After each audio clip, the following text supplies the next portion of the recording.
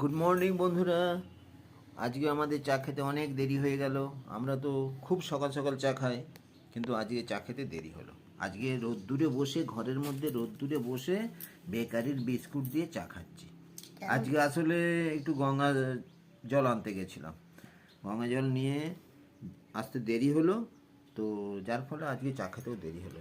এই যে বেকারির বিস্কুট, বেকারি চায়ের দোকান থেকে এনেছি, আর বাড়িতে বানানো চা, জম্পেস করে চা খাবো।